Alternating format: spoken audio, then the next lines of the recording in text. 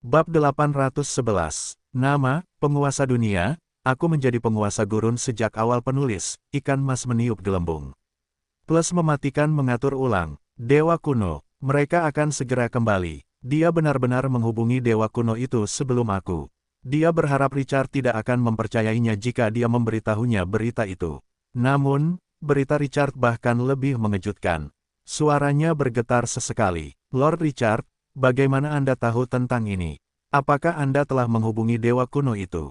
Richard melirik Griffin biru berbulu yang diukir es 100 meter jauhnya. Dia berkata dengan penuh arti, Rebecca, tidak akan lama lagi sebelum Anda melihat perubahan di dunia ini. Pada saat itu, tidak akan terlambat untuk menyelidiki akarnya. Yang harus Anda lakukan sekarang adalah memperkuat kekuatan di tangan Anda dan menjadi lebih kuat. Dalam menghadapi perubahan, kekuatan saja yang penting. Aturan sistem melarang Richard membocorkan terlalu banyak informasi tentang Crimson Moon kepada penduduk asli. Dia telah mencapai batasnya. Rebecca menatap mata yang dalam itu dan mengangguk dengan serius. Dia menghela napas dan berkata dengan serius, Lord Richard, Anda akan selalu menjadi temanku tidak peduli bagaimana situasinya berubah. Richard tersenyum dan menatap mata yang serius itu. Rebecca, kau akan selalu menjadi sahabat Twilight City. Keduanya saling memandang dan tersenyum. Suasana segera menjadi harmonis. Keduanya sudah lama tidak merasakan keanehan, dan itu mencair saat ini. Area ini akan menyatu dengan bidang lain. Ini akan memancarkan aura yang dapat memurnikan garis keturunan vampir. Ini bukan tempat yang baik. Lebih baik mundur dulu sampai kau benar-benar yakin. Tunggu sampai bidang itu benar-benar menyatu sebelum kau kembali menjelajah. Rebecca mengangkat kepalanya dan menatap langit.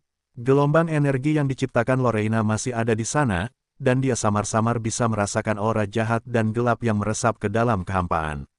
Dia menimbang sejenak dan berbicara sesudahnya. Tongkat vampir ada di area ini. Seorang pendeta transenden menyimpulkan sebuah informasi. Pendeta itu memiliki keterampilan ramalan di akhir hidupnya, tidak akan ada yang salah. Ini adalah satu-satunya kunci yang dapat membuka reruntuhan kuno. Aku tidak bisa pergi. Matanya tegas. Lord Richard, jalanku akan selalu menjadi milikku. Aku tak tergantikan. Orang tidak dapat menghindari bahaya. Aku tidak dapat berhenti bergerak maju karena ini. Reruntuhan kuno itu memiliki warisan pekerjaan yang sangat cocok untukku. Kita tidak dapat melepaskan kesempatan ini. Prajurit wanita muda itu mengenakan baju besi putih lengkap. Rambutnya yang panjang menari-nari tertiup angin. Cahaya di matanya sama menyilaukannya dengan bintang-bintang di langit. Temperamennya yang keras kepala dan penuh tekad membuat hati orang-orang bergetar. Beberapa orang memang selalu begitu mempesona. Richard menatap tajam ke arah putri sulung klan Frostwolf. Mungkin hanya dengan kepribadian seperti itu dia bisa mengalahkan para pesaing hebat itu dan menguasai klan-klan teratas di Ice Empire. Aku menghormati pilihanmu, Rebecca. Pujian yang langka memenuhi nada suaranya. Setiap orang punya misinya masing-masing, jangan biarkan dunia luar menghalangimu karena kamu punya target. Jangan goyah atau ragu, kamu akan berhasil. Kata-kata ini juga memperingatkan Rebecca. Dia berbicara dan mengeluarkan sebuah batu permata yang memancarkan cahaya pasir kuning dari ruang sistem. Kamu hancurkan batu permata ini jika kamu butuh bantuan, aku akan merasakannya. Richard menyuntikkan kekuatan pasir kuning ke dalamnya. Bumi bisa merasakannya selama kekuatan pasir kuning itu menghilang. Dia mempelajari beberapa trik setelah mencapai level 15. Kekuatan input membutuhkan banyak kesabaran. Dia telah gagal puluhan kali sebelum dia bisa mendapatkan 3 hingga 5 pil. Dia bisa menggunakannya pada saat-saat kritis untuk saat ini. Rebecca mengulurkan tangan untuk mengambil batu permata itu dan tanpa sadar mengencangkan genggamannya. Itu seperti harta karun yang langka. Dia menatap Richard. Perasaan di dadanya hampir meluap. Lord Richard. Dia memanggil dengan lembut, dan matanya beriak seolah-olah bisa meneteskan air. Kemudian, dia sepertinya memikirkan sesuatu dan berkata dengan ringan, sebelumnya aku mendapatkan harta karun khusus. Itu akan sangat membantu Anda. Dia berkata dengan nada meminta maaf, sayangnya, aku tidak membawanya kali ini. Richard tersenyum. Aku akan mengunjungi Ice Empire setelah aku meredakan badai ini. Ngomong-ngomong, aku belum melihat urat biji es itu. Mata Rebecca langsung melengkung ke atas. Anda dipersilakan datang kapan saja. Richard melambaikan tangannya dan menghancurkan perisai di sekitarnya. Itu memungkinkan suara-suara dari dunia luar masuk lagi. Selain rahasia para dewa kuno, tidak perlu menjaga informasi dengan begitu ketat. Richard tanpa sadar menatap pasukan vampir itu. Dia menimbang dan menatap Lorraine. Lorraine, pimpin para vampir dalam perlindungan kastil yang berkelanjutan dan dukung Rebecca. Aku akan menuruti permintaan apapun yang dimiliki Nona Rebecca selama itu sesuai kemampuanku. Aku akan datang dan mengembalikanmu ke Twilight City setelah 3 hari. Aura di sini dapat memurnikan garis keturunan vampir, jadi tidak perlu terburu-buru untuk membawa seluruh pasukan kembali. Tinggal beberapa hari lagi, kekuatan tempur vampir dapat meningkat lagi. Itu terutama berlaku untuk Lorraine, seorang Transcendent level 22. Dia sangat penting bagi Twilight City. Dia akan mengumpulkan keuntungan besar jika dia dapat memperkuat kultivasinya dengan level lain dalam 3 level. Pembicara tidak bermaksud demikian, tetapi pendengarnya bermaksud demikian. Rebecca mendengar ini, dan jantungnya bergetar. Napasnya membeku saat itu. Dia hanya merasakan wajahnya menjadi sangat panas saat itu. Pada saat yang sama, dia seperti mendengar suara detak jantung seperti drum. Lord Richard benar-benar meminjamkan kekuatan yang luar biasa. Rebecca pernah ke Twilight City dan mengetahui kekuatannya. Perkembangan Twilight City berlangsung cepat.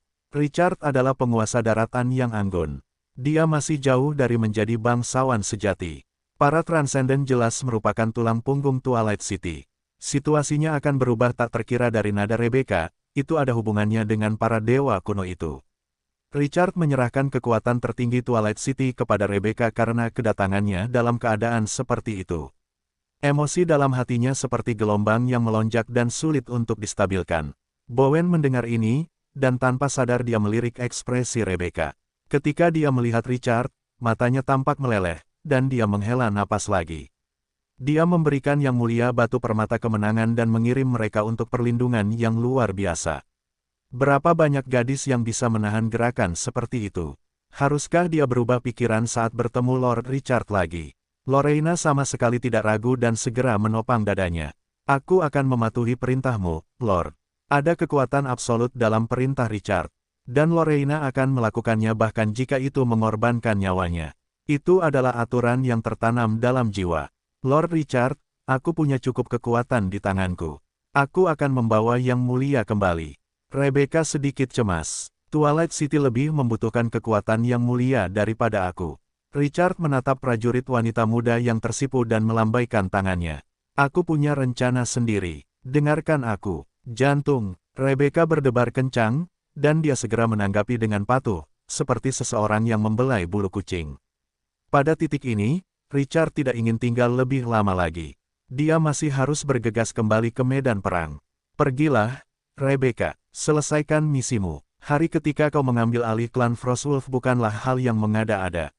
Rebecca menatap Richard lama. Aku tidak akan mengecewakanmu. Dia berbicara dan menggenggam batu permata yang dipanaskan di tangannya. Dia memerintahkan Griffin berkepala 2 untuk berbalik dan pergi. Bowen di bawah sedikit kehilangan kata-kata saat dia menyaksikan pemandangan ini. Patung batu orang mati yang membawanya ke sini baru saja kembali ke tim, dan tidak ada lagi tunggangan terbang. Dia bahkan belum naik kereta. Nona Rebecca, tunggu aku, tunggu. Richard melihat sosok Rebecca yang tergesa-gesa dan tidak bisa menahan diri untuk tidak mendesah. Tanah ini penuh dengan belenggu. Jadi dia tidak bisa mengendalikan dirinya sendiri. Dia menggelengkan kepalanya dan berhenti memikirkan hal-hal ini. Dia berbalik dan menyeberangi celah spasial. Dia kembali ke tanah pasir hisap. Dia melambaikan tangan ke cacing pasir hampa di tanah. Raksasa seperti dinding itu melihat ini dan dengan cepat menyebarkan kekuatannya dan membuat retakan spasial menghilang tanpa jejak. Lorraine akan memimpin keturunan vampir, dan tidak ada yang perlu dikhawatirkan. Mereka bahkan dapat memanggil cacing pasir hampa untuk membuka retakan spasial jika keadaan benar-benar tidak berjalan dengan baik. Ada beberapa metode untuk menekan para Transcendent. Richard melirik tanah pasir hisap. Dia mengerahkan kembali para trin gelap untuk menjaga bagian depan Twilight City. Tanah itu telah menjadi sangat kosong dan hanya menyisakan tawon beracun dan pembunuh di langit. Namun, area ini masih yang paling aman di Twilight City dengan 2 bos, pohon kuno dewa dan Kratos. Lindungi tanah suci. Richard tidak membuang waktu lagi setelah dia menginstruksikan mereka. Dia berbalik dan berjalan ke gerbang spasial di samping pohon kuno dewa. Tanah suci itu masih akan memberinya peningkatan kekuatan yang signifikan setiap kali dia melangkah ke bidang ini, meskipun masih belum matang. Itulah karakteristik eksklusif penguasa bidang. Dia akan terus-menerus menantikan betapa mendominasinya kekuatan itu ketika tanah suci meluas hingga ratusan atau bahkan ribuan kilometer. Tidak mungkin, tanah suci adalah tanah airnya yang sebenarnya. Dia menenangkan diri dan melihat tumpukan kotak kecil di sampingnya. Para vampir mengangkut semua ini. Kotak-kotak yang terbuat dari kayu ek putih itu ringan dan kokoh. Pikiran-pikiran berlarian di benaknya. Pasir di tanah beterbangan dan membentuk tangan raksasa untuk membuka kotak di bagian atas. Tabrakan, sebuah kotak berisi batu permata menumpahkan batu-batu berharga. Suara palu yang dibanting terdengar tajam dan jelas, dan semua yang melewati matanya adalah kilatan cahaya. Richard menyimpan semua batu permata di ruang sistem. Ding gelombang Anda telah menerima 5.000 unit batu permata. Suasana hati Richard langsung cerah. Kemudian, dia mempercepat dan membuka kotak-kotak lainnya. Dia tidak dapat mengetahui apa yang ada di setiap kotak karena dia tidak mendapatkan daftar terperinci. Pada saat ini, dia sangat bersemangat untuk membuka kotak kejutan itu. Dia tidak pernah tahu harta karun apa yang ada di setiap kotak berikutnya. Dia langsung menyimpan harta karun yang diperolehnya di ruang sistem. Dia menyimpannya untuk sementara. Dia menyimpan beberapa barang mewah yang terbuat dari batu permata dan mutiara, beberapa barang antik, dan beberapa lukisan cat minyak. Dia hanya bisa menjualnya dengan harga tinggi di antara penduduk asli, jadi dia meninggalkannya untuk sementara. Richard membuka semua kotak setelah melalui serangkaian proses pemilihan. Sumber daya langka memenuhi sebagian besar kotak. Batu permata dan merkuri adalah yang paling melimpah. Sumber daya langka yang diperoleh kali ini berjumlah 3,1 juta unit. Menambahkan 300.000 unit yang tersisa, data pada panel atribut melonjak menjadi 3.400.000. Dia menghela napas lega. Para prajurit yang memilukan hati berikut akhirnya memiliki sumber daya yang sesuai. Pada saat ini, sebuah sosok mengepakkan sayapnya dan terdengar dari belakang. Richard tanpa sadar menoleh dan melihat seorang vampir. Probe melintas di benaknya. Apakah ada hal lain yang belum diceritakan Lorraine kepadaku? Vampir itu semakin dekat dan dengan cepat melipat sayap kelelawarnya. Dia memegang dadanya dengan rendah hati. Tuan yang agung, ada sesuatu yang leluhur Lorraine minta aku berikan kepadamu. Dia berbicara dan mengulurkan tangannya dan memperlihatkan benda itu di atasnya. Sebuah kastil yang menyusut. Itu tampak sangat indah. Ini, pahlawan vampir itu segera berkata, ini adalah sarang pasukan khusus. Leluhur Lorraine mengatakan bahwa kamu dapat menggunakannya. Itu menggelitik minat Richard. Dia terus-menerus merasa bahwa dia melewatkan sesuatu tadi. Ternyata dia belum mendapatkan sarang pasukan. Dia mengulurkan tangan untuk mengambilnya dan mengangguk pada vampir itu. Pergi dan bantu Lorraine. Bergabunglah dengan Twilight City, dan masa depanmu akan tak terbatas. Pahlawan vampir itu menegakkan tubuh. Tatapannya membawa makna yang lebih dalam. Tuan besar, kami percaya pada visi leluhur kami, Lorraine. Dia berharap bisa mengikutimu dan bertarung bersama. Richard menatapnya dengan penuh minat. Dia membuka panel atribut pihak lain.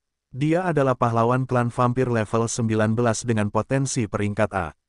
Richard mengangguk. Bagus sekali. Twilight City membutuhkan darah segar sepertimu. Aku juga berharap kamu akan menunjukkan kemampuanmu sebagai anggota klan vampir dan berkontribusi pada Twilight City sesegera mungkin. Pahlawan vampir itu pergi dengan emosi yang tidak bisa dipahami orang luar. Richard mengalihkan pandangannya ke kastil yang menyusut di tangannya. Rasa ingin tahu menelan hatinya. Pasukan khusus. Seberapa istimewa. Dia membuka panel atributnya. Kastil Roh Pahlawan, unit khusus. Level, mahkota 3 bintang. Pasukan perekrutan, Roh Kastil, mahkota 3 bintang. Jumlah perekrutan, tidak ada. Produksi mingguan, tidak ada. Persyaratan perekrutan khusus setelah pasukan di wilayah tersebut mati, jiwa mereka akan kembali ke kastil. Setiap 3 roh pahlawan dapat merekrut 1 dari sana. Potensi jiwa yang mati lebih rendah dari level mahkota. Jumlah jiwa yang dibutuhkan untuk masing-masing adalah 10 kali lipat. Deskripsi, sarang prajurit dengan kekuatan aneh. Tampaknya tempat itu merenggut jiwa dari dewa kematian. Tipe prajurit ini luar biasa. Suatu pasukan akan menyerap energi jiwa seorang prajurit yang tewas dan menjadi prajurit baru. Namun, itu tidak efektif seperti merekrut pasukan baru secara langsung. Namun, itu akan sangat meningkatkan potensi perang Twilight City. Pasukan ini adalah pasukan dari bawah ke atas. Keberadaannya dapat sangat meningkatkan potensi perang Twilight City. Di masa lalu, begitulah untuk pasukan yang tewas. Mereka hanya dapat merekrut dari sarang pasukan awal jika mereka menginginkan bala bantuan baru. Namun, produksi sarang pasukan terbatas dan ditetapkan pada jumlah ini setiap minggu. Mereka tidak dapat pulih dengan cepat dari kerugian setelah mereka sangat menderita. Namun, sarang ini memiliki efek menyeret tanah. Semakin banyak orang yang tewas, semakin banyak pasukan yang perlu mereka rekrut. Jumlah jiwa di bawah level mahkota akan meningkat 10 kali lipat untuk setiap level yang lebih rendah, meskipun 3 jiwa dapat merekrut 1. Namun demikian, Richard tidak dapat mengabaikan efeknya. Sarang pasukan ini tidak jauh lebih berharga daripada sarang level transcendent. Harta karun yang bagus, harta karun yang bagus. Senyum di wajahnya sangat cerah. Richard meletakkan semua lukisan cat minyak antik yang tersisa di tanah ke dalam ruang sistem. Ruang sistem akan bertambah seiring levelnya. Sistem tersebut telah mencapai 200 meter kubik, seukuran gudang biasa, saat mencapai level 15. Tepat saat Richard hendak pergi dengan suasana hati yang baik, dia melihat penduduk yang masih sibuk memindahkan persediaan. Terakhir kali, penguasa Bukit Pasir telah bergabung dengan Dewa Kobold untuk melancarkan serangan ke Twilight City. Itu mengakibatkan jatuhnya lebih dari separuh kota. Serangan itu membantai 70% pasukan dan menghancurkan banyak bangunan. Itu berarti pertahanan Twilight City masih jauh dari kata gagal. Situasinya tidak jelas kali ini, jadi dia harus bersiap untuk yang terburuk. Oleh karena itu, dia tetap aktif bahkan setelah dia memperoleh tanah suci. Dia meminta Karu untuk mengatur beberapa orang untuk membangun berbagai fasilitas di dalamnya sebagai cadangan. Itu berguna sekarang. Dia melihat dari jauh, dan tanahnya sudah terbentuk. Hanya 30 hingga 50 dari konstruksi tersebut yang merupakan fasilitas, meskipun sebagian besar adalah perumahan. Itu terlalu kecil untuk menampung 7.000 penduduk. Namun, setidaknya ada tempat berteduh yang mendasar. Jadi, semua orang tidak perlu tidur di bebatuan dan tanah. Richard tidak mengatakan apapun setelah beberapa saat. Dia berbalik dan meninggalkan pesawat baru itu. Tempat yang hangat untuk tinggal sudah cukup. Richard dapat menginvestasikan lebih banyak sumber daya untuk membangun kota saat badai mereda. Richard tidak akan tergesa-gesa kembali ke Twilight City selain dari Tanah Suci. Dia melangkah keluar dan memasuki portal dua arah ke dunia bawah tanah sebagai gantinya. Sudah lebih dari setengah bulan sejak terakhir kali dia memanen Bloodhoof City. Mereka pasti telah mengumpulkan senjata yang ditempa oleh makhluk bawah tanah. Sudah waktunya untuk pergi lagi. Bloodhoof City menyambut penguasa mereka sekali lagi. Richard tidak membuang waktu kali ini. Dia tidak memeriksa Bloodhoof City, yang telah menjadi ramai tanpa kekhawatiran. Dia meminta Sel, pemimpin orang-orang barbar di ruang bawah tanah dan penguasa kota Bloodhoof City, untuk mengumpulkan senjata yang dikumpulkan dari suku-suku lain selama ini. Richard memanfaatkan celah itu. Dia membuka pasar perdagangan dan memeriksanya dengan cermat. Bisnis senjata saat ini seperti yang dia harapkan. Seiring berjalannya waktu, kekuatan para pemain meningkat pesat. Senjata rusak yang awalnya dia peroleh dari Bloodhoof City sangat populer. Sekarang, tidak ada yang peduli dengan senjata yang hancur itu. Mereka tidak bisa lagi menjual dengan baik senjata elit yang hancur.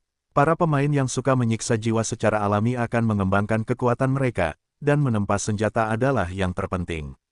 Mereka sebenarnya telah menyingkirkan senjata yang lebih rendah. Richard merasakan perubahan di pasar, dan itu membuatnya lega. Itulah sebabnya dia sangat menghargai penguatan teknologi penempaan kota Bloodhoof. Mereka menyingkirkan yang tertinggal. Itu adalah kebenaran abadi. Untungnya, dia telah merencanakan ke depan dan berhasil mendirikan asosiasi pandai besi.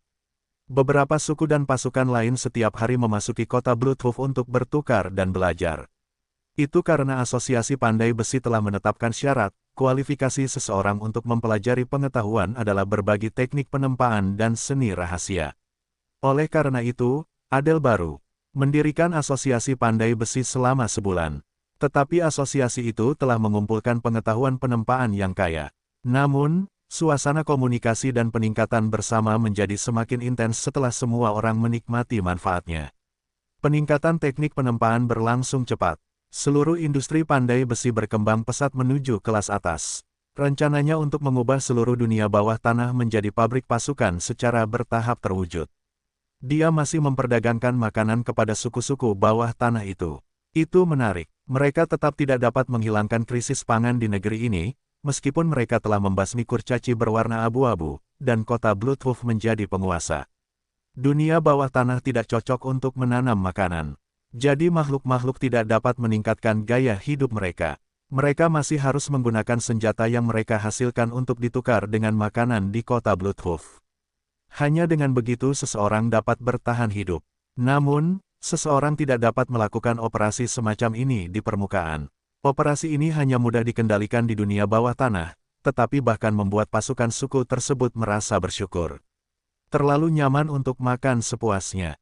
Mereka tidak tahu banyak tentang hal-hal lain, tetapi setidaknya sekarang, mereka tidak perlu keluar untuk mencari makanan dan menderita kelaparan dan kekenyangan kolonisasi dan kendali ekonomi standar. Dunia bawah tanah hanya bisa bergerak sesuai aturannya ketika semua sumber daya di dunia bawah tanah bergantung pada Twilight City. Suatu hari, ketika Richard tidak lagi membutuhkan senjata, dia akan meminta pasukan suku itu untuk merajut tali. Mereka semua akan bersedia melakukannya. Kerugian dari aturan seperti itu jelas. Mereka tidak memiliki cukup kendali langsung atas pasukan itu, dan mereka harus memiliki cukup banyak untuk menekan mereka. Biayanya rendah, dan Twilight City dapat menikmati keuntungan yang stabil tanpa membayar biaya manajemen apapun. Itu hal yang baik. Aturan saat ini lebih sesuai dengan aturan Twilight City. Pembelian senjata ini melampaui harapannya. Dia telah memperoleh total 600 juta unit sumber daya biasa, tidak termasuk biaya pembelian. Dengan kata lain, itu adalah 3 juta sumber daya langka. Richard melihat statistik pada panel atributnya, yang telah melonjak menjadi 6,4 juta, dan sudut mulutnya melengkung. Defisit Twilight City. Ada tempat untuk mengisinya. Perdagangan senjata di dunia bawah tanah akan menjadi industri pilar Twilight City dalam waktu singkat. Bahkan lebih menguntungkan daripada es krim sorbet hitam untuk saat ini. Seperti yang diharapkan, perdagangan senjata adalah bisnis yang paling menguntungkan di dunia. Dia harus mendorong rencana pabrik senjata bawah tanah ke depan. Keterampilan menempanya harus selalu lebih maju dari pemain arus utama. Para elit teratas mungkin memiliki semua jenis pertemuan yang tidak disengaja dan berkembang melampaui orang-orang biasa, tetapi sebagian besar pemain masih orang-orang tingkat biasa. Perdagangan senjata di dunia bawah tanah akan selalu menguntungkan sampai mereka dapat memimpin 70% pemain. Namun, Richard masih lebih optimis tentang potensi pengembangan es krim sorbet hitam yang berharga murah jika dia dapat melihat garis waktu. Jenis produk yang cepat terjual ini memiliki pembelian kembali yang tidak terbatas dan audiens yang tidak terbatas. Biaya juga dapat menurun seiring dengan peningkatan skala. Di sisi lain, setiap peningkatan pabrik senjata akan memakan waktu lama. Selain itu, Richard tidak dapat memperluas skala tanpa batas. Hanya level pemalsu secara langsung membatasi pengembangan industri penempaan senjata. Tidak ada kekuatan yang dapat memelihara sejumlah besar pandai besi terbaik. Richard menikmati kegembiraan memanen. Gelombang daun bawang lainnya. Para pemain di forum tercengang lagi. Sial, berapa kali King Qiu menjual senjata dalam skala besar? Melemparkan puluhan ribu keping sekaligus. Apakah orang ini masih manusia? Setiap kali aku berpikir bahwa kekuatanku telah meningkat dan bahwa aku semakin dekat dengan King Qiu, dia akan selalu dengan acuh tak acuh memberitahuku. Aku masih jauh. Berapa banyak sumber daya yang bisa kita tukarkan dengan begitu banyak senjata? Siapa yang bisa menghentikan pasukan ini? Ide King Qiu menjadi membosankan di forum karena sudah lama sejak Dungeon terakhir. Ada begitu banyak hal yang terjadi di setiap permainan, dan sulit bagi orang untuk memusatkan perhatian pada satu orang begitu lama. Namun, ketika dia melakukannya, banyak pemain langsung mengingat sosok yang hampir tak terkalahkan di arena kematian. Popularitasnya melonjak dengan cepat. Beberapa mengabaikan beberapa pemain yang baru-baru ini menjadi pusat perhatian. Itu membuat mereka merasakan betapa cepatnya keadaan berubah. Richard tidak begitu bosan. Dia memanen daun bawang di Bloodhoof Cheat dan berkeliaran dengan pimpinan sel. Mereka langsung menuju Fortress City sesudahnya. Kota ini diam-diam telah menjadi pangkalan penelitian terpenting di Twilight City. Dia memeriksa Fortress City dan bertanya tentang mesin penabur dan pemanen otomatis. Dia juga bertanya tentang kemajuan kotak musik ajaib sebelum dia pergi. Richard meninggalkan dunia bawah tanah setelah hari yang sibuk dan kembali ke tanah pasir hisap. Saat itu sudah pagi tanggal 25 Desember. Dia buru-buru kembali ke Lord's Mansion dan bersandar di kursi empuk. Dia terlalu malas untuk bergerak. Sungguh kehidupan yang sibuk. Richard tersenyum pahit. Beberapa masalah ada di tangannya, dan satu orang tidak bisa menanganinya. Pembantu dapur yang gemuk menyeduh teh hangat, dan dia minum beberapa teguk. Dia terlalu mengantuk dan tidak ingin diganggu. Dia pergi tidur dan baru bangun pada siang hari. Dia langsung pergi ke halaman depan setelah makan siang. 6.400.000 unit sumber daya langka di tangannya bisa membuatnya sibuk. Dia sudah bisa melakukan banyak hal. Itu adalah pilihan yang tak terelakkan untuk meningkatkan kekuatan pertempuran pasukan. Dia membuka panel atribut pasukan. Dia menimbang sesudahnya. Dia berhenti di kolom patung batu orang mati. 3 bintang yang mulia, patung batu orang mati, sarang, 11, produksi mingguan, 110, kuantitas saat ini, 1100. Prajurit dengan kekuatan pertempuran yang eksplosif ini telah bertahan di level yang mulia terlalu lama. Twilight City perlu mengambil misi pertempuran yang lebih penting. Level Glorious membutuhkan 100.000 markas pasukan biasa untuk maju ke Crown. Hanya 400 juta sumber daya biasa yang dapat membeli jumlah ini. Itu juga akan membutuhkan 200.000 unit jika itu adalah sumber daya langka. 11 markas pasukan berarti 2,2 juta. Selanjutnya, ia perlu menghabiskan beberapa bulan untuk meningkatkan semua pasukan level Glory ke Crown. Namun, sebagai prajurit rekrutmen lama di Twilight City, favorit Richard, ia tidak ragu-ragu dan langsung mulai membeli pasukan dalam skala besar. Ia menghabiskan 2,2 juta untuk sumber daya langka sesudahnya. Dia menatap patung-patung batu orang mati di hadapannya dengan tatapan membara. Dia membuka sistem emas hitam dan memilih untuk naik level. 11 sarang memancarkan cahaya gelap. Cahaya itu menghilang setelah beberapa menit. Pasukan awal telah menjadi lebih tinggi dan lebih agung. Sarang patung batu orang mati. Level, mahkota 3 bintang. Patung batu orang mati. Level, mahkota 3 bintang. Kuantitas persyaratan, 0. Produksi mingguan, 10. Persyaratan perekrutan, 1.400 unit permata, 1.400 unit kristal. Deskripsi, sarang yang terbentuk dari penggabungan 2 prajurit. Itu dapat memanggil prajurit batu yang ganas dengan kekuatan pertempuran yang memilukan jiwa. Mata Richard terfokus pada kolom persyaratan perekrutan. Batu permata dan kristal masing-masing adalah 100 unit. Itu beberapa kali lebih tinggi dari 300 unit sebelumnya masing-masing. Setiap persyaratan perekrutan sebanyak 2.800 unit akan sesuai dengan mumi raja tingkat bulan bercahaya dari Raja Sarang Pasukan Kekaisaran. Setiap peningkatan pangkat merupakan transformasi yang belum pernah terjadi sebelumnya bagi pasukan. Semakin tinggi level, semakin besar peningkatannya. Semua keterampilan patung batu orang mati awalnya adalah peringkat B. Atribut mereka semua meningkat sekarang setelah Richard meningkatkannya ke peringkat A. Tidak berlebihan untuk mengatakan bahwa para pemain akan tetap memperlakukan mereka sebagai bos unit kecil bahkan jika dia membawa patung batu orang mati sendirian. Mereka terlalu ganas. Raja Sarang Pasukan Kekaisaran telah dengan kejam menekan Richard karena perbedaan pangkat. Tetapi mereka telah mencapai posisi kompetitif sekarang karena potensi mereka telah meningkat. Dan Mumi Raja adalah prajurit bintang 3 Radiant Moon. Kekuatan pertempuran patung batu orang mati hampir setingkat dengan seorang penguasa setelah Richard memperkuat 5 kristal, menyatukan beberapa batu permata, meningkatkan teknologi serangan, dan memperkuat api asli, harta karun yang mulia. Mumi Raja Sarang Pasukan Kekaisaran pasti tidak akan cocok untuk para prajurit ini jika dia bisa menaikkan mereka ke bintang 3 Radiant Moon. Kartu truf yang telah dia asuh secara pribadi bukanlah orang yang lemah.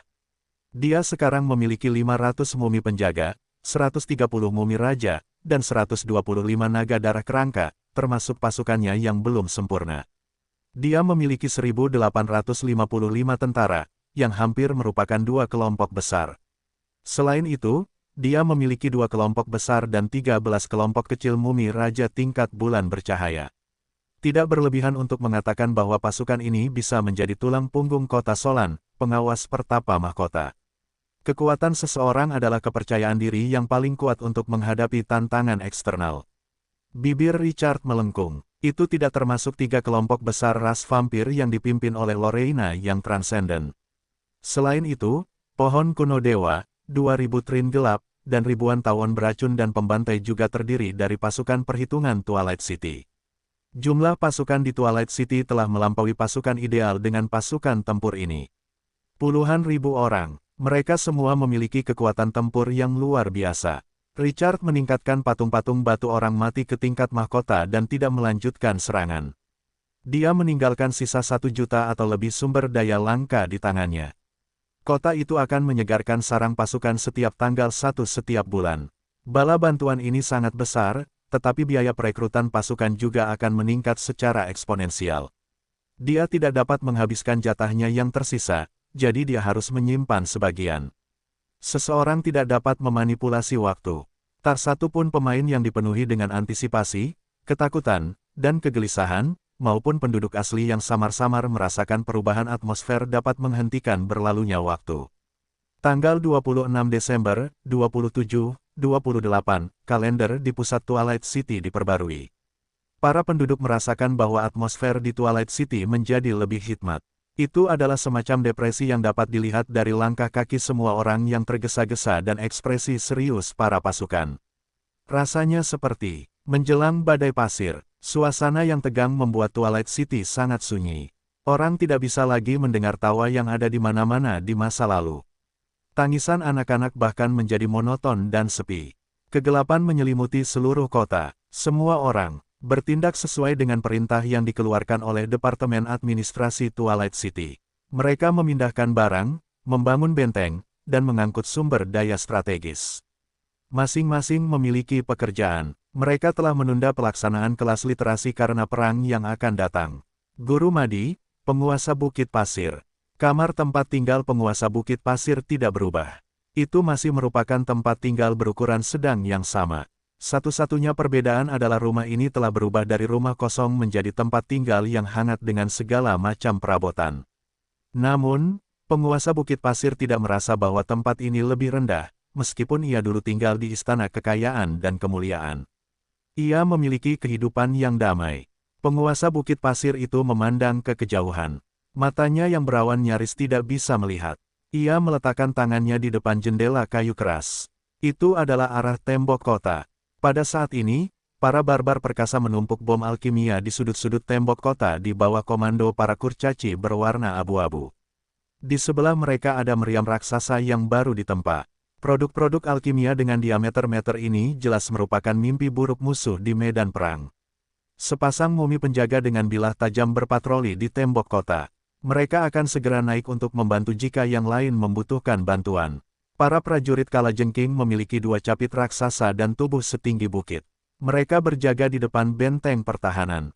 Para gargoyle melebarkan sayap mereka dan terbang di langit. Mereka memancarkan aura yang ganas dan ganas. Sebuah tungku pasti telah memurnikan dan menyempurnakan kapak perang berpola merah menyala di tangan mereka. Orang bisa merasakan aura panas yang dipancarkannya bahkan dari jauh. Dia menoleh ke belakang dan melihat 3 menara setinggi awan anak panah di area tengah. Anak panah yang ganas sudah terlihat dari lubang tembak saat ini. Itu adalah posisi pertahanan para pemanah kondensasi pasir. Beberapa busur silang berat berbentuk berlebihan berada di atas menara pemanah. Anak panah yang ganas itu 2 kali lebih tebal dari lengan manusia. Satu tembakan saja dapat menembus raksasa setinggi 10 meter, apalagi manusia. Menurut penduduk, balista itu disebut busur silang pemburu naga, harta karun yang sebelumnya telah diperoleh Raja Agung mereka sejak lama. Sang penguasa Bukit Pasir terus mengalihkan pandangannya, hanya untuk melihat banyak sosok seukuran gunung kecil di alun-alun di depan istana penguasa. Klan Menara. Terakhir kali, penguasa kota ini membawa seorang pemimpin pasukan pahlawan level 19. Kota ini sudah terbentuk. Dia masih tidak percaya sampai sekarang bahwa Richard baru membangun ini selama setengah tahun. Dia tidak akan berani mengabaikan kekuatan ini. Apakah penguasa itu hanya memiliki kekuatan pasir kuning dan memimpin ribuan pasukan? Semakin lama dia tinggal di kota senja, semakin misterius penguasa daratan yang anggun itu. Titik penguasa di hatinya juga meningkat. Namun, dia masih bisa memahami potensi dan batas atas kota itu. Itu membuat pikirannya goyah. Dan semua ini karena mereka memiliki penguasa daratan yang anggun yang karismatik yang memimpin mereka. Kakek, apa yang kamu lihat? Sebuah suara muda dan bersemangat menyela pikiran sang penguasa Bukit Pasir. Dia berbalik dan melihat seorang anak laki-laki kecil gemuk yang usianya tidak lebih dari 7 atau 8 tahun. Anak kecil itu mengenakan jubah abu-abu 2 meter lebih lebar dari miliknya. Lengan baju itu berulang kali menutupi telapak tangannya, meskipun si kecil berusaha sekuat tenaga untuk menggulungnya. Dia bahkan harus berdiri di atas jari kakinya untuk mencegah ujung jubahnya terseret ke tanah.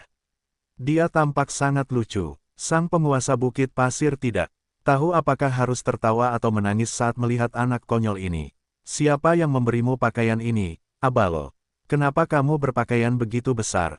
Si kecil mengangkat kepalanya dan tersenyum senang. Bibi Mari yang memberikan ini kepadaku. Dia bilang aku tumbuh dengan cepat sekarang, dan ini akan cocok untukku tahun depan. Mata sang penguasa Bukit Pasir langsung melembut. Ini akan cocok untuknya tahun depan. Kata-kata ini mengingatkannya pada beberapa kenangan yang berdebu. Dia juga telah bangkit dari status yang rendah hati. Si kecil tidak memperhatikan emosi halus dari guru kota senja. Dia dengan bersemangat pergi ke jendela dan dengan cepat mengambil bangku kecil di sampingnya. Kemudian, dia menginjaknya, dan dagunya hanya cukup untuk menyentuh tepi bawah bingkai jendela. Dia memperlihatkan wajah bulat dan melihat keluar. Suasana khidmat pasukan tembok kota membuatnya tampak bingung. Kakek, mengapa semua orang bekerja siang dan malam? Mereka bahkan meliburkan kelas. Dia tampak sedih saat berbicara. Semua orang bekerja. Aku ingin membantu, tetapi tidak mengizinkanku berpartisipasi. Sang penguasa Bukit Pasir melihat tindakan lucu anak kecil ini dan mengulurkan tangan untuk mengusap kepalanya. Matanya yang keruh menunjukkan sedikit kebaikan. Abalo, orang-orang yang kau lihat bekerja siang dan malam sedang mempersiapkan diri untuk perang. Mereka yang tidak berpengalaman dan tidak terbiasa dengan perang dapat mengetahui bahwa pertempuran akan segera terjadi. Pergerakan di Twilight City cukup banyak memberikan petunjuk, meskipun si kecil tidak tahu apa yang akan terjadi selanjutnya. Sayangnya, dia hanya seorang guru di kelas literasi di Twilight City. Dia tidak akan pernah menginjak tembok kota dan menghadapi bilah musuh lagi. Si kecil menatap ke arah kakek dan melambaikan tangan kecilnya. Dia berpura-pura galak. Apakah orang-orang jahat itu mencoba menyerang kita lagi? Kakek, kita punya tuan. Kita pasti akan mengalahkan orang-orang jahat itu. Suaranya yang kekanak-kanakan membuat si kecil ini terlihat sangat imut. Tuan Dune menganggapnya lucu. Dia mencubit wajah kecilnya. Kita masih belum tahu kapan musuh akan datang, tapi aku yakin kau, ketika dia mengucapkan kata ini, dia tidak bisa menahan diri untuk ragu sejenak sebelum melanjutkan. Tuan, dia sudah membuat semua persiapan yang diperlukan. Kakek, bolehkah aku mengalahkan orang-orang jahat itu juga? Dia menatap tatapan penuh kerinduan si kecil. Tuan Dune tersenyum. Tentu saja, ketika kau dewasa, kau akan mengambil senjata dan melindungi Twilight City. Si kecil langsung bersemangat tinggi. Kakek, aku ingin menjadi seperti pahlawan hebat yang kau sebutkan. Dune Lord tersenyum dan berkata dengan santai. Mengapa kau ingin menjadi pahlawan? Apakah semua pahlawan dalam cerita itu mengagumkan? Anak-anak selalu bersemangat selama 3 menit. Mereka ingin melakukan terlalu banyak hal. Namun, detik berikutnya, mata si kecil menjadi sangat serius dan bertekad. Karena aku harus melindungi kakek, melindungi Bibi Mari, melindungi N. Tuan, aku masih perlu melindungi semua orang. Selama kita bisa menang, kita tidak perlu meninggalkan rumah, dan kita tidak perlu lapar lagi. Matanya berbinar saat dia berbicara. Kakek, jangan takut. Aku pasti akan melindungimu. Hati si Dune Lord bergetar saat dia menatap mata murni si kecil. Dia tidak bisa melihat sedikit pun ampas. Dia memikirkan banyak jawaban, tetapi dia tidak menyangka si kecil ini akan memahami dengan cara ini. Sesuatu pasti telah mencekik tenggorokannya. Dia meletakkan tangannya di bahu si kecil dan ingin mengatakan sesuatu tetapi tidak dapat mengeluarkan kata-kata karena alasan yang tidak diketahuinya. Serangkaian ketukan keras di pintu terdengar saat ini. Kemudian seorang utusan manusia berlapis baja mendorong pintu hingga terbuka dan memasuki ruangan. Dia terengah-engah. Dia segera berkata, Tuan Madi, tolong segera evakuasi Twilight City. Kalian adalah kelompok penduduk terakhir. Sang Dunelord tiba-tiba tersadar. Dia menarik napas dalam-dalam dan menatap pihak lain dengan mata keruh. Musuh, apakah mereka ada di sini? Utusan itu menggelengkan kepalanya tanpa sadar. Tidak, ini perintah Tuan. Tolong, utusan itu selesai berbicara. Sinar terakhir matahari terbenam jatuh ke tanah. Ada emosi halus sesudahnya. Tuan Gurun Pasir merasakan aura yang tak terlukiskan melonjak ke dalam hatinya. Panik dan gelisah, seperti tikus bertemu naga. Dia menoleh dengan tiba-tiba. Di langit, bulan berwarna darah muncul dengan tenang. Langit telah berubah. Richard mengenakan mahkota hitam dan merah di kepalanya, dan jubahnya dengan pola gelap berkibar di belakangnya. Dia memegang tembok kota dengan satu tangan dan menatap lurus ke langit saat ini. Bulan merah yang menghancurkan kehampaan tampak begitu memukau dalam cahaya senja kota Twilight. Richard menatapnya sejenak dan merasakan jantungnya berdebar-debar. Bulan merah di langit tampaknya telah berubah menjadi bola mata yang memancarkan kekuatan ilahi yang tak terbatas. Itu melintasi sungai waktu. Richard menatap ke bawah ke bumi. Dia menatap semua orang. Itu bukan hanya bidang utama, tetapi jurang tak berdasar, 9 neraka, bidang kematian, dan bidang yang tak terhitung jumlahnya. Richard tidak dapat mengetahui tentang itu. Bahkan bidang-bidang yang gelap seperti tinta dan tidak melihat siang hari sejak lahir dapat melihat bulan merah yang melayang di udara. Dunia jatuh ke dalam keheningan yang aneh. Semua orang menatap kosong pada pemandangan ini yang membuat hati mereka bergetar. Apa itu? Penduduk yang tidak tahu apa-apa itu menatap ke langit, dan kebingungan memenuhi pikiran mereka. Mata tidak dapat memahami momen itu. Riak tiba-tiba muncul di bulan merah. Kemudian, jiwa-jiwa yang tembus cahaya muncul satu demi satu. Jiwa-jiwa itu memancarkan kekuatan ilahi yang tak terbatas. Itu membuat orang-orang gemetar. Di negara kota manusia, banyak orang percaya berteriak kaget. Itu, ya Tuhan, bagaimana ini mungkin? Yang di tengah adalah Dewa Sungai. Aku pernah merasakan keajaibannya. Aku tidak mungkin salah dengan aura itu. Tapi mengapa ada keberadaan yang begitu hebat di bulan merah itu? Itu membingungkan, menakutkan, dan menyebabkan kecemasan bagi banyak orang. 10 jiwa para dewa mulai menghilang di bawah pengawasan mata makhluk yang tak terhitung jumlahnya dari berbagai bidang. Jiwa-jiwa itu berubah menjadi energi paling murni dan menyatu menjadi bulan merah. Orang-orang percaya para dewa melihat pemandangan ini dengan linglung. Itu seperti bulan menyedot jiwa-jiwa itu. Para dewa yang mereka percayai. Mereka telah jatuh. Makhluk cerdas yang tak terhitung jumlahnya membangkitkan emosi ketakutan, kengerian, dan ketidakpercayaan ke puncaknya. Selama jutaan tahun, para dewa tidak pernah memiliki kemuliaan yang tak terhapuskan di hati setiap orang. Mereka adalah penguasa dunia ini, penguasa aturan, yang abadi, yang kekal. Bahkan mereka yang membenci para dewa harus mengakui bahwa mereka kuat dan agung. Namun pada saat itu, total 10 dewa dieksekusi. Jiwa mereka menghilang di depan mata semua orang. Teriakan menyedihkan para penganutnya dapat mengatakan bahwa ini bukanlah ilusi. Keberadaan kuno telah kembali. Era baru, sistem telah mengaktifkannya. Bentuk kehidupan kuno yang tak terhitung jumlahnya yang ada di tanah yang belum dijelajahi bergumam pada saat ini. Crimson Moon, yang tampak seperti mata dewa iblis, berangsur-angsur stabil setelah jiwa. 10 dewa menghilang. Tekanan yang dipancarkannya perlahan-lahan menyusut. Kedamaian kembali. Pada saat ini, cahaya di langit menghilang. Bulan terang di sisi lain langit yang merupakan milik era baru muncul. Satu sisi bulan memancarkan cahaya perak, dan sisi lainnya adalah Crimson Moon. Masing-masing menempati bagian langit. Mereka tidak cocok satu sama lain, tetapi mereka saling melengkapi. Pikiran Richard goyah saat dia melihat pemandangan mistis itu. 10 dewa, itu bahkan lebih banyak dari jumlah yang dia lihat di bulan Crimson Moon. Namun, yang membingungkannya adalah bahwa sosok di tepi itu adalah Dewa Kobold. Pihak lain tidak luput dari malapetaka ini. Namun, Dark Valkyrie dan Sina telah mengirim berita bahwa mereka telah bertemu dengan Dewa Kobold. Seekor kelinci yang licik memiliki 3 liang. Orang tidak dapat meremehkan keberadaan ini yang menggunakan kekuatan hukum. Untungnya, keduanya telah menemukannya terlebih dahulu. Kalau tidak, Richard tidak akan tahu kalau Dewa Kobold itu punya teknik rahasia untuk membangkitkan kembali. Richard tidak mempermasalahkannya. Pembantaian brutal ini bisa saja melukai Dewa Kobold itu, meskipun sebenarnya dia selamat. Dia tidak bisa menimbulkan ancaman yang begitu besar. Sebagai perbandingan, dia lebih khawatir dengan pergerakan jurang setelah Crimson Moon muncul. Raja Pembusukan dan Dewi Laba-Laba Lolita memiliki konflik yang tidak dapat didamaikan dengan Twilight City. Otoritas yang busuk itu masih berada di pohon kuno milik dewa itu. Richard menarik napas dalam-dalam, dan tatapannya berangsur-angsur menjadi tegas. Twilight City akan bertarung sampai saat terakhir, tidak peduli siapa musuhnya. Richard menarik kembali fokusnya dan menatap langit lagi. Crimson Moon yang telah lama ditunggunya muncul ke langit. Hatinya akhirnya merasa sedikit lebih tenang.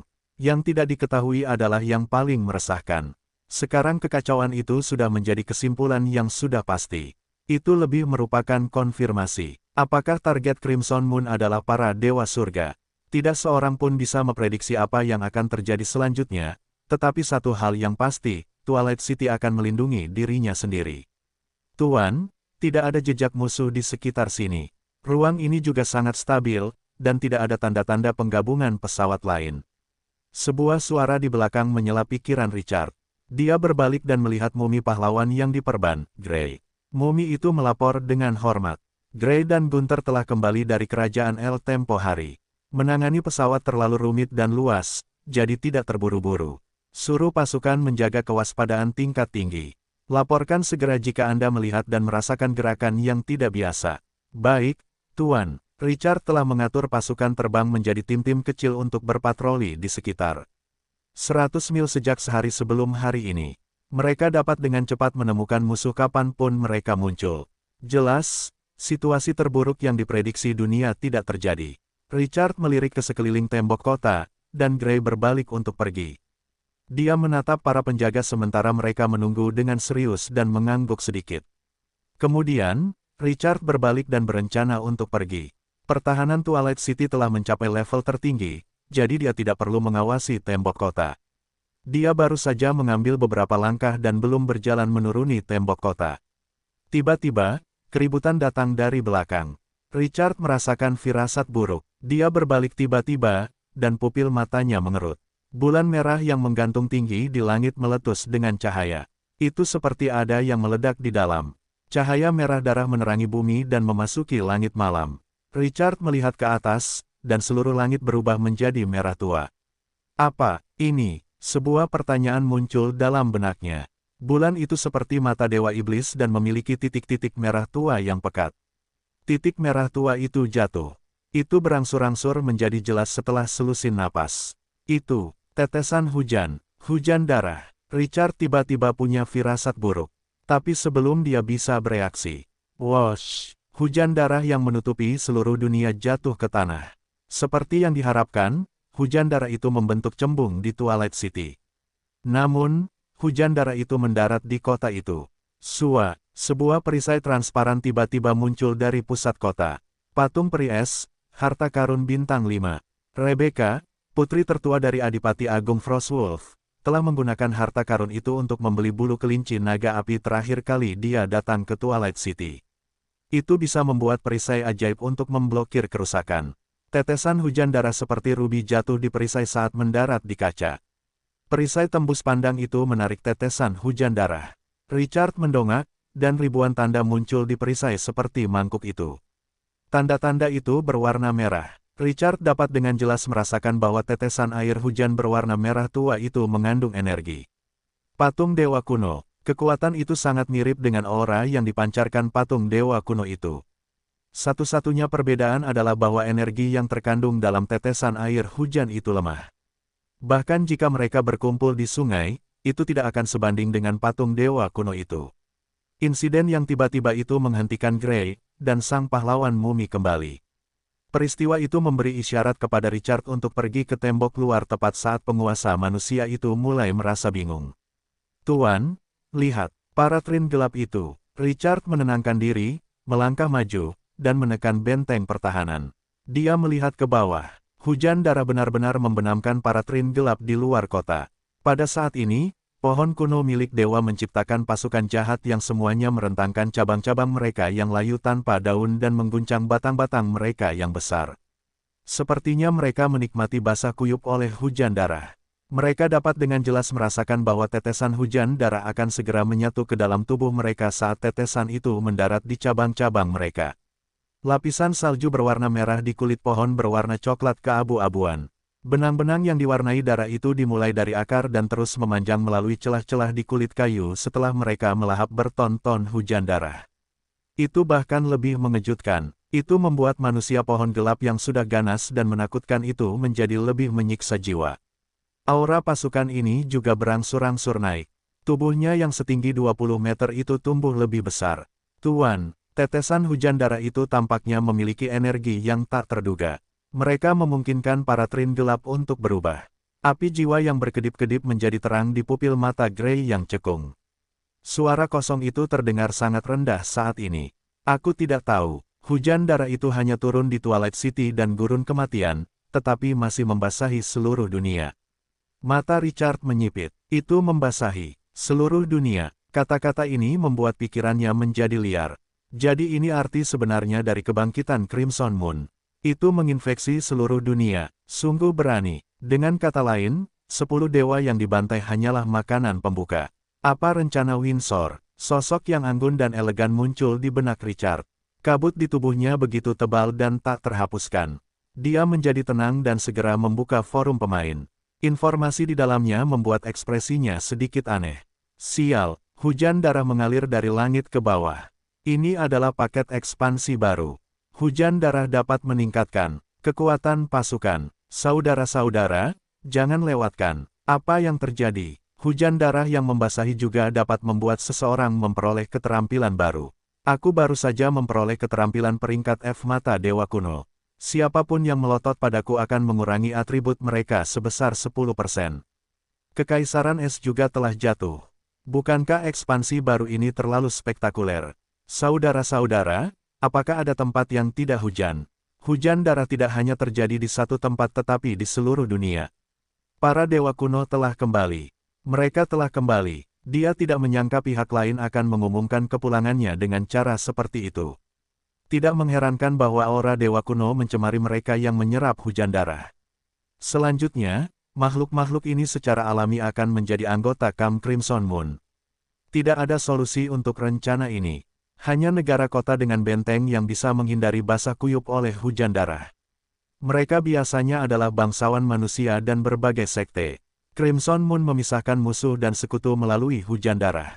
Metode ini memang luar biasa. Richard memahami poin-poin utamanya. Dia tidak bisa tidak berpikir lebih tinggi tentang Windsor. Dia menarik napas dalam-dalam dan melihat ke arah Dark Trine lagi di bawah tembok kota. Pada saat ini, garis-garis kecil bernoda darah itu telah merangkak di seluruh batang mereka. Warna merah mengalir di bawah setiap kulit kayu tua yang retak. Dark Trine memancarkan aura yang naik beberapa tingkat dibandingkan sebelumnya. Ding gelombang pohon kuno dewa bawahanmu, Treebeard, telah melahap banyak sekali energi dewa primitif dan memahami keterampilan baru tubuh dewa kuno. Tubuh dewa kuno, peringkat E, kerusakan yang diterima dari mantra ilahi berkurang 15%. Catatan, keterampilan ini dapat terus melahap kekuatan dewa kuno untuk naik level. Ekspresi Richard sedikit berubah ketika dia mendengar pemberitahuan tiba-tiba itu. Ya Tuhan, itu seperti yang dikatakan para idiot di forum itu. Seseorang yang berlumuran darah bisa mendapatkan keterampilan. Kali ini, para pemain itu mungkin akan menjadi gila, kan? Kekaguman pada Windsor membenamkan hatinya. Dia sebelumnya telah memberi Yang Mulia Windsor informasi bahwa para pemain dapat memengaruhi keinginan dunia dengan memilih antara dewa baru dan dewa kuno. Sekarang, sepertinya, setidaknya 70% pemain akan berdiri di pihak Crimson Moon. Beberapa pemain akan menolak hanya karena mereka bisa mendapatkan keterampilan untuk memperkuat pasukan mereka di tengah hujan darah. Bukan gaya para pemain untuk kehilangan keuntungan dari situasi tersebut. Tidak banyak orang yang dapat menahan godaan keuntungan sebesar itu. Hujan darah yang menyelimuti seluruh dunia berlangsung selama 2 jam. Tetesan darah itu berangsur-angsur berkurang. Richard melihat sekeliling dan melihat sederetan darah yang menyelimuti seluruh gurun. Itu seperti telah menjadi lautan darah di jurang neraka. Itu berangsur-angsur mengikis dunia. 2000 pohon gelap di luar kota mengalami perubahan yang paling luar biasa. Garis-garis darah yang tak terhitung jumlahnya mengalir dari retakan di kulit kayu mereka. Penampilan awalnya yang jahat dan gelap sekarang memiliki lapisan tambahan aura dewa kuno. Seseorang tidak dapat menggambarkan aura dewa kuno dengan kata-kata. Itu seperti perasaan yang telah berbintik-bintik, lapuk, dan memudar. Seseorang akan mengingatnya selama sisa hidupnya. Dan dia tidak akan pernah melupakannya, bahkan jika dia hanya melihatnya sekali.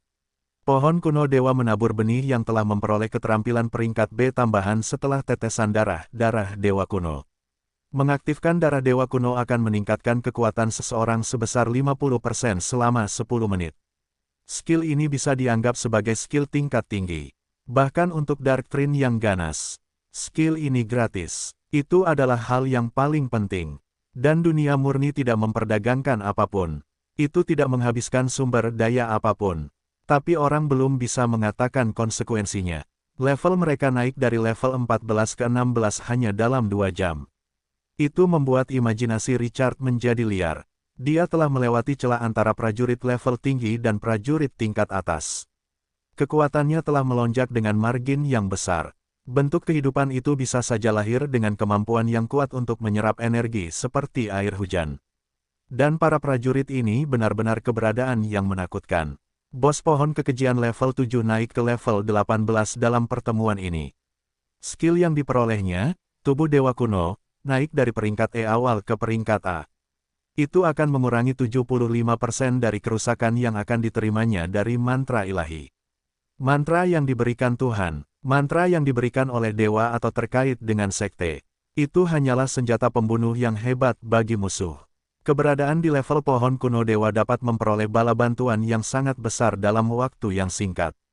Richard tidak dapat membayangkan seberapa besar gangguan yang akan disebabkan oleh hujan darah yang menutupi dunia ini. Para dewa kuno di masa lalu, para penguasa dunia, mengumumkan kekuatan mereka kepada dunia dengan cara yang mengejutkan. Windsor memenangkan langkah pertama. Selanjutnya, terserah para dewa untuk melakukan serangan balik dan membunuh musuh yang membuat mereka takut. Itu akan menjadi pergolakan yang belum pernah terjadi sebelumnya. Tuan, hujan telah berhenti. Suara serius Grey datang dari sampingnya.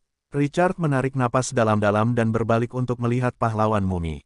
Dia memerintahkan dengan tegas, segera kirim pasukan untuk menyelidiki. Aku perlu tahu semua perubahan di sekitar sini. Sesuai keinginanmu, tuanku. Grey sama sekali tidak ragu. Ia segera menurut. Lebih dari 10 regu patung batu orang mati terbang keluar dari kota tak lama kemudian dan menyebar ke segala arah. Mereka langsung bisa merasakan energi yang melayang di udara begitu mereka terbang keluar dari Twilight City. Itu terutama berlaku untuk darah di tanah. Itu menggoda setiap saat. Namun, itu sama sekali tidak menggoda Grey. Ia tahu sebuah prinsip, segala sesuatu ada harganya. Memang benar bahwa ia dapat meningkatkan kekuatannya dalam waktu singkat. Tapi apa harganya? Bulan merah di langit dapat memberikan kekuatan ke dunia ini, tetapi seseorang juga dapat mengambilnya kembali. Siapa yang bisa menolak ketika seseorang akan menarik kekuatan ini? Setidaknya, seseorang tidak bisa. Karu berambut abu-abu berjalan dengan langkah tergesa-gesa dengan cepat setelah Grey pergi. Kepala pelayan tua itu terengah-engah sebelum dia bisa berdiri tegak. Tuan Richard, kami menerima laporan mendesak dari dunia bawah. Richard menjadi bersemangat. Dunia bawah tanah. Tanyanya dengan nada serius. Apa itu? Butler Karu berkata dengan tergesa-gesa. Berita baru saja datang dari dunia bawah tanah. Bulan berwarna darah telah terbit di dunia bawah tanah. Hujan darah menyapu mereka. Hujan darah di dunia bawah tanah hanya berlangsung setengah jam. Namun, itu telah sangat memperkuat kehidupan mereka yang basah kuyup dalam hujan darah. Itu telah sangat merangsang binatang buas di hutan belantara dan mulai memberontak. Beberapa monster kuat telah menyerang suku-suku dan tempat-tempat berkumpul di dunia bawah tanah. Mereka tidak mengampuni kota Bloodhoof dan kota Benteng. Mereka telah memasuki tingkat pertahanan tertinggi mereka. Richard mengangkat alisnya. Dia tidak menyangka dunia bawah tanah akan berubah sebelum munculnya gelombang pertama bulan merah di Twilight City. Butler Karu menarik napas dalam-dalam. Beberapa kali sebelum dia menyelesaikannya, kota Bloodhoof juga telah mendeteksi fluktuasi spasial yang luar biasa beberapa ratus meter jauhnya dari mereka. Sebuah pesawat pasti telah berencana untuk bergabung dengan dunia bawah tanah. Pesawat itu memancarkan aura yang sangat mirip dengan ras superior dari Dungeon Rache, naga berlengan 8 yang tidak mati. Di antara Dungeon Rache, naga berlengan 8 adalah pejuang dan perapal mantra yang terlahir alami. Mereka hampir tak terkalahkan di medan perang karena 8 lengan mereka. Begitu pesawat itu menjadi suku naga, dunia bawah tanah akan menghadapi dampak yang sangat besar. Setiap suku naga setidaknya memiliki seorang transenden yang mengawasi mereka. Suku yang berusaha menaklukkan dan memerintah ini penuh dengan kelonggaran. Richard tiba-tiba merasakan krisis yang kuat. Jejak pesawat lain telah muncul di dunia bawah tanah.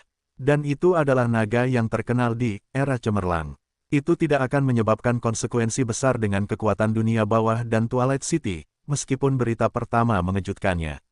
Namun, akan berbeda jika sebuah pesawat dimensi menyatu dengannya. Itu bahkan dapat secara langsung mengubah struktur ekologi dunia bawah tanah. Dunia bawah tanah yang telah Richard habiskan banyak upaya untuk ditaklukkan akan menjadi medan perang baru jika dia tidak dapat menstabilkannya dengan tegas. Itu adalah sesuatu yang sama sekali tidak dapat dia toleransi. Dia membutuhkan basis yang stabil untuk produksi. Dunia bawah tanah menempati posisi yang tak tergantikan dalam sistem Twilight City saat ini. Seharusnya tidak ada kesalahan, apapun yang terjadi. Richard dengan paksa menahan pikirannya, tetapi dia dengan tenang memerintahkan. Kirimkan perintahku. Beritahu Lorena untuk memimpin pasukan suku vampir di dunia bawah tanah untuk menekan badai secepat mungkin. Aku tidak ingin mendengar kerusuhan. Beritahu Lorena untuk menyelidiki situasi di ruang itu. Saya butuh informasi yang lebih rinci. Kastil vampir itu memancarkan aura yang dapat memurnikan darah para vampir karena menyatu dengan alam jahat yang tidak diketahui. Karena itu, dia tidak memanggil Lorena kembali untuk menjaga tempat itu. Namun, bukan berarti dia tidak punya persiapan apapun. Lorong cacing pasir hampa telah terhubung ke kastil itu sejak beberapa hari yang lalu, dan pasukan suku vampir juga bersiaga. Pasukan terbang yang terlahir alami ini dapat kembali ke Twilight City dalam beberapa menit selama dia memberi perintah. Butler Karu mengangguk dengan sungguh-sungguh. Sesuai keinginan Anda, tuanku. Richard melambaikan tangan padanya ketika dia hendak turun. Kita juga tidak bisa menyerah pada kastil vampir itu. Tinggalkan satu skuadron vampir untuk menjaganya. Suruh mereka pergi segera jika mereka bertemu musuh yang kuat. Jangan hadapi mereka. Kastil itu begitu dekat dengan Kekaisaran Es. Kita akan membutuhkannya di masa depan. Baik, Tuan. Master Karu bergegas pergi setelah dia memastikan Richard masih tidak punya apa-apa untuk dikatakan. Richard memperhatikan sosok itu menghilang dan melihat ke depan lagi. Dia menatap pasir kuning di bawah langit malam di bawah Crimson Moon. Pohon-pohon trin gelap di depan tembok kota masih dalam keadaan kegembiraan yang unik. Mereka terus-menerus menjulurkan dahan-dahan kering mereka. Bercak-bercak besar gumpalan berwarna darah telah membentuk cembung gurun yang kering. Itu tampak seperti tanah kematian setelah banyak nyawa hilang. Pemandangan itu baru saja tenang untuk sementara waktu. Gemuruh, kaca, kilatan petir yang menyilaukan meledak di ujung pandangan Richard. Kemudian, gemuruh guntur terdengar. Pada saat ini, seolah-olah dunia telah terbelah. Di tembok kota, semua prajurit mengangkat kepala untuk melihat. Di cakrawala, sambaran petir yang tak terhitung jumlahnya meledak. Gelombang demi gelombang cahaya menyemburkan darah yang menutupi dunia. Seolah-olah seseorang menahan murka Dewa Guntur. Naga perak menari-nari liar, dan petir terhubung menjadi satu garis. Gemuruh guntur sudah cukup untuk membuat hati prajurit kuno itu bergetar. Adegan penuh kekuatan yang tak terduga ini berlangsung selama 10 menit sebelum petir berangsur-angsur menghilang. Dunia menjadi gelap lagi ketika cahaya tidak lagi menyebarkan cahaya berdarah di langit. Namun, semua orang merasa itu berbeda. Pada saat itu, aura yang tidak dapat dijelaskan datang dari tempat petir meledak. Orang bisa melihatnya dari jarak puluhan kilometer. Hujan berhenti, dan pasukan segera mengevakuasi kelompok penduduk terakhir ke Tanah Suci. Penguasa Bukit Pasir kebetulan berada di antara kerumunan. Petir itu menghilang saat dia melangkah keluar dari gerbang kota. Dia mengernyitkan hidungnya dan menarik napas pendek beberapa kali. Ekspresinya menjadi sangat serius. Perasaan itu, si kecil gemuk yang memegang tangannya erat-erat dan awalnya agak takut saat itu berjalan dengan berani di depannya. Pada saat ini, si kecil itu berbalik dan menatap Madi dengan bingung. Kakek, bau apa itu? Kenapa baunya seperti tikus busuk? Busuk. Sang penguasa gurun pasir mengikuti kata-kata si kecil dan langsung menangkap kata kuncinya. Dia merasakan aura dari pohon jahat di Twilight City mengikuti kilat dan guntur di langit. Bau busuk, bobrok, dan menjijikkan memenuhi udara. Itu tadi, otoritas busuk. Sang penguasa gurun pasir menarik napas dalam-dalam dan tanpa sadar menoleh untuk melihat tembok kota yang diselimuti cahaya merah tua. Pada saat ini, pasukan mumi, meriam alkimia dengan kaliber yang dilebih-lebihkan, dan menara panah tinggi di belakang mereka bersinar dengan cahaya merah darah. Itu memberikan dampak visual yang kuat. Namun, Madi mengabaikan pasukan ini. Ia malah menatap ke suatu tempat dengan serius. Itu adalah sisi barat Twilight City, area tembok kota tempat penguasa kota berada. Sang penguasa bukit pasir menarik napas dalam-dalam dan mengalihkan pandangannya. Ia memegang tangan si kecil erat-erat dan mempercepat langkahnya. Si kecil itu tampaknya telah merasakan emosi sang penguasa bukit pasir dan berseru dengan bingung. "Kakek, ada apa?" Sang penguasa bukit pasir menatap ke bawah ke pasir kuning berwarna darah yang berlumpur dan basah. Matanya yang keruh berkilat dengan emosi yang sulit dipahami oleh orang luar. "Musuh-musuh kota Twilight, mereka ada di sini." Sosok yang tegas berdiri di tembok kota. Richard memusatkan pandangannya ke area yang diselimuti petir. Dia lebih mengenal otoritas busuk itu daripada orang lain. Penguasa tingkat ke-333 jurang tak berdasar. Raja Pembusukan. Pohon kuno dewa itu menangkap kekuatan ini dari penguasa jurang ini. Musuh datang. Bagaimana dengan kebetulan? Tidak banyak kebetulan di dunia ini. Apakah dewa konspirasi ada di sini? Dewi Laba-Laba Lolita bukanlah seseorang yang akan menderita kerugian. Itu membuatnya merasa semakin tertekan. Semuanya, tetap waspada. Suara dingin itu bergema di seluruh kota. Pasukan itu telah waspada tinggi dan mencengkeram senjata mereka erat-erat. Mereka akan segera melepaskan serangan fatal begitu musuh muncul. Richard memusatkan pandangannya ke area yang terus-menerus mengeluarkan bau busuk. Dia tidak bergerak untuk waktu yang lama. Tidak sampai 20 menit kemudian ketika sekelompok patung batu orang mati kembali dari jauh, suasana tegang mereda dengan hemat. Gunther, pahlawan mumi yang dibalut perban berwarna darah, melaporkan setelah menginjak tembok kota. "Tuan, kami telah memeriksa area tersebut dengan gerakan aneh. Ruang di sekitarnya sangat sempit. Pesawat lainnya diharapkan bergabung dengan gurun kematian dalam waktu seminggu dan menciptakan lorong spasial yang relatif stabil. Dan selama waktu ini, kita tidak dapat mengesampingkan kemungkinan pasukan turun ke gurun kematian." Seminggu, hati Richard yang tegang rileks dengan hemat. Untungnya, Raja Pasukan Pembusukan tidak segera muncul. Jadi masih ada waktu untuk bersiap. Katakan pada Lorena untuk menenangkan badai di dunia bawah tanah dalam waktu 3 hari, tidak 2 hari. Saya perintahkan dia untuk kembali ke Twilight City segera setelah 2 hari selama ancaman tidak lagi menelan benteng dan kota Bloodhoof. Juga, biarkan cacing pasir hampa terus terhubung ke ruang tempat Sina dan Faye berada, kota Twilight membutuhkan mereka sekarang. Dia tidak menyangka akan terjadi hal yang lebih buruk dalam waktu yang singkat. Monster-monster di bawah tanah di alam liar mengamuk karena hujan darah. Ras yang lebih tinggi di ruang bawah tanah, naga, menyatu dengannya. Orang bisa membayangkan betapa banyak kekacauan yang akan terjadi di masa depan.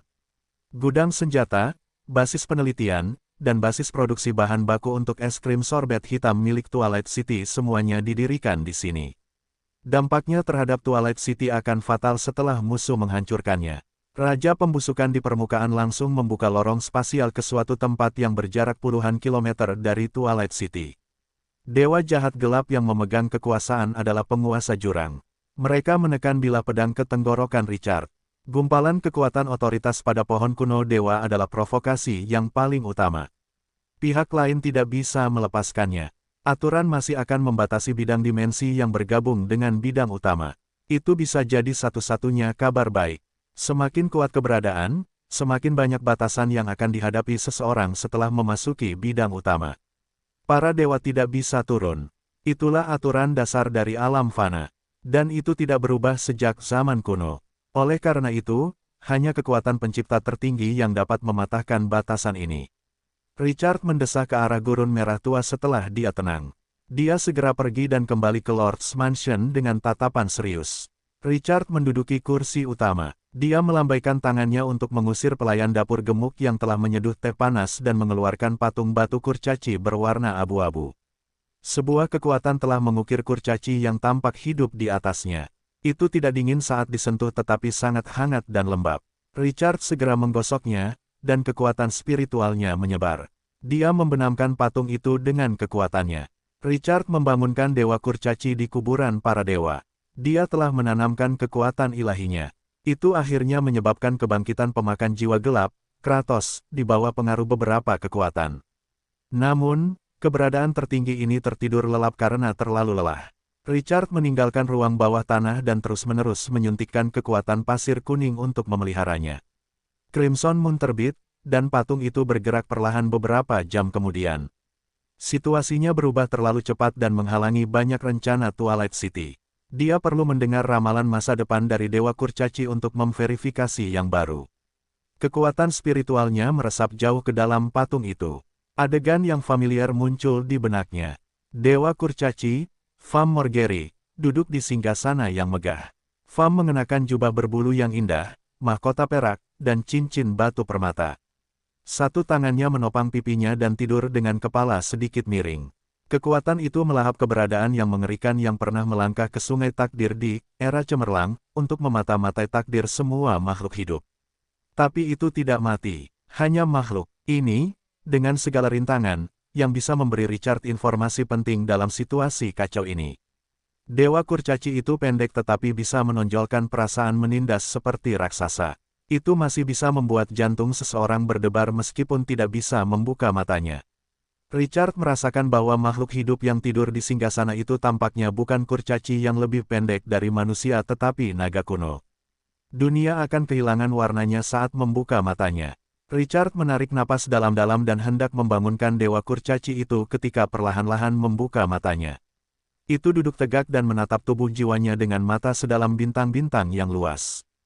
Tuan Richard, lama tidak bertemu. Dewa kurcaci menyapu pandangannya saat berbicara. Itu seperti penglihatannya menembus bidang dimensi yang tak terhitung jumlahnya. Aku bisa merasakan bahwa keberadaan kuno akan segera kembali. Misteri hukum akan membangkitkan sebagian energi yang telah tertidur lama. Nada bicara Dewa Kurcaci membawa sedikit kegembiraan yang tak dapat disembunyikan. Dunia menjadi hidup, beberapa kekuatan di masa lalu telah tertidur karena perubahan hukum. Era baru lebih menarik dari yang kubayangkan. Itu menggelisahkan hati Richard. Dunia menjadi hidup, kata-kata ini menyiratkan makna yang sangat penting. Yang mulia Fam, aku butuh bantuanmu. Dewa Kurcaci menatap Richard dalam-dalam. Aku tidak bisa mengalahkan pesawat utama dengan kekuatanku saat ini, aturan yang mengikatku masih ada. Aku tidak bisa banyak membantumu. Keraguan itu tidak membuat Richard patah semangat. Dia mendesah dan melanjutkan, Yang mulia Fam, Raja Pembusukan berusaha memasuki pesawat utama dan menyerang Twilight City, apakah ada cara untuk menghentikan Raja? Richard tidak bisa berhadapan langsung dengan Raja sekarang karena situasinya tidak stabil dan tidak dapat diprediksi. Dia berharap untuk menunda Raja setidaknya 1 atau 2 bulan sehingga Twilight City dapat dengan percaya diri mempersiapkan diri untuk musuh yang sombong ini. Dewa Kurcaci berkata dengan suara berat yang dipikirkannya. Aku sudah bisa mencium bau pembusukan, namun, aku tidak bisa menghentikan keberadaan yang memegang otoritas sekarang. Paling-paling, aku bisa menunda Raja dari membuka gerbang spasial. Mata Richard berbinar, itu akan sangat membantu. Yang diinginkan Richard hanyalah menunda serangan Raja Pembusukan. Nada suaranya sangat tegas. Tolong bantu aku. Dewa Kurcaci menatap mata Richard lama sebelum mendesah. Tunggu sebentar, letakkan patung itu di area itu, namun, ini hanya bisa menunda Raja selama 2 bulan, paling lama. Mata Richard menyala, itu sudah cukup. Twilight City bisa bersiap dalam 2 bulan. Tawaran Dewa Kurcaci mengangkat batu terberat yang menekan dada Richard. Dia menghela napas lega, dia menenangkan diri dan melanjutkan. Yang mulia Fam, era baru akan segera tiba. Saya ingin meminta saran Anda. Sosok pendek di singgasana itu menyipitkan matanya. Jalan menuju masa depan tidak lagi jelas. Orang tidak bisa lagi melihatnya. Kekacauan membutakan mata yang penuh harapan. Lord Richard, saya hanya punya satu saran. Penguasa daratan yang anggun adalah pilihan kekuatan dunia. Di tangan Anda akan muncul era baru. Dia telah mendengar ini berkali-kali. Akan tetapi, mereka belum menemukan bagaimana para pemain akan membangkitkan apa yang disebut era baru di tangan mereka. Dewa Kurcaci merasakan keraguan Richard. Ia menanggapi dengan nada yang rumit. Tuan Richard, tidakkah Anda memperhatikan bahwa Anda dan para penguasa daratan utama lainnya telah tumbuh jauh lebih kuat dari biasanya? Ini adalah keanehan Anda dan juga variabel terbesar di dunia. Lakukan apa yang Anda inginkan, apakah itu dewa-dewa kuno di masa lalu atau para dewa yang telah mencuri otoritas, mereka hanyalah sisa-sisa era kuno. Era baru akan melahirkan penguasa baru. Memperkuat kekuatan, melampaui aturan. Ekspresi Richard aneh. Yang disebut keanehan adalah naik level dengan membunuh monster. Richard merenung, dan kemampuan ini memang aneh. Selain itu, ia belum pernah mendengar tentang peningkatan kekuatan aborigin secepat itu. Mekanisme naik level penduduk asli sangat berbeda dari pemain. Sangat penting untuk naik level dengan membunuh monster, tetapi itu tidak berlebihan seperti pemain yang dapat memperkuat kekuatan mereka dengan membunuh monster saja. Hanya setelah direkrut oleh para pemain, mereka akan dimasukkan dalam sistem leveling pemain. Apakah itu variabel? Dewa Kurcaci memandang Richard saat dia merenung. Perlahan-lahan berkata, Tuan Richard, bawa aku, keturunanku. Kebangkitan kekuatan dunia yang tertidur memberiku ruang bernapas dari pengekangan yang tak berujung, meskipun aku tidak dapat mengganggu bidang fana. Petik 2. Aku akan mengaktifkan garis keturunan ilahi di tubuh mereka dan membiarkan mereka mendapatkan kembali kekuatan para kurcaci. Memanfaatkan mereka dengan baik akan memungkinkan wilayahmu tumbuh lebih cepat. Sisanya, aku tidak dapat membantumu untuk saat ini. Tidak peduli seberapa berbahayanya masa depan, aku ingin kamu menghadapinya sendirian. Richard menghela napas lega dan memberi hormat kepada Dewa Kurcaci dengan tangan di dadanya. Dia mengungkapkan rasa terima kasihnya yang tulus. Yang mulia Fam, Twilight City akan tumbuh dengan kecepatan tercepat. Aku menantikan hari kebebasanmu. Itu tidak akan lama. Dewa ini telah membantunya berkali-kali setelah terbangun. Richard akan mengabulkan permintaan kebebasannya. Twilight City akan tumbuh dewasa. Aku juga menantikannya. Richard kemudian berkomunikasi dengan makhluk hidup perkasa itu selama beberapa menit lagi. Dia menarik kembali kekuatan spiritualnya yang tersebar ketika Dewa para Kurcaci tidak dapat bertahan lagi. Dia menyimpan patung Dewa Kurcaci dan segera melambaikan tangannya untuk memanggil penjaga mumi di pintu untuk menyampaikan perintah. Sampaikan perintahku. Bawa kembali semua kurcaci berdarah suci di dunia bawah tanah segera. Sesuai keinginanmu, tuanku. Dia selalu menantikan para kurcaci berdarah suci, tetapi dia tidak pernah memiliki kesempatan untuk mengaktifkan garis keturunan dewa dalam tubuh mereka. Para kurcaci itu, pada titik ini, mungkin tidak dapat mengubah situasi, tetapi mereka masih merupakan kekuatan yang kuat. Richard tidak mendapatkan informasi yang dia inginkan dari dewa para kurcaci kali ini. Itulah satu-satunya hal yang disayangkan. Dia menoleh dan menatap bulan merah di langit melalui jendela kayu yang terbuka dengan ekspresi yang tidak dapat dijelaskan. Richard berdiri lagi, matanya menajam setelah sedikit tenang. Kumpulkan semua naga darah kerangka dan mumi raja dari sarang pasukan kekaisaran. Bawa cacing pasir hampa dan ikuti aku ke dimensi yang dipenuhi bau busuk. Penundaan selama 2 bulan terlalu berharga. Beberapa orang selamat di dunia bawah tanah. Tidak seperti gurun kematian yang sunyi, tanah ini tidak cocok untuk menanam makanan bagi kehidupan yang biasa. Namun, monster liar yang tak terhitung jumlahnya masih menyerang hutan belantara. Dunia bawah tanah menyegarkan monster, sementara dunia permukaan menyegarkan pasukan liar setiap minggu. Kebanyakan dari mereka bergerak sendiri, dan beberapa aturan mengikat, jadi sistem tidak akan mengurung mereka di area tertentu. Bahaya menyelimuti tanah ini karenanya. Selain serangga beracun, ular, rawa, perangkap, dan segala macam hal yang mematikan, kematian yang tak terbayangkan mencabik tempat ini. Kota Bloodhoof saat ini menderita dampak dari tanah ini dengan Richard sebagai satu-satunya penguasa dunia bawah tanah. Bentuk kehidupan yang tak berujung dan bengkok itu seperti gelombang pasang yang menerjang kota Bloodhoof. Laba-laba gua yang tak terhitung jumlahnya, ular piton raksasa, serigala roh, harpi, dan orang-orang seperti katak beracun membentuk gelombang hitam yang menyapu dunia.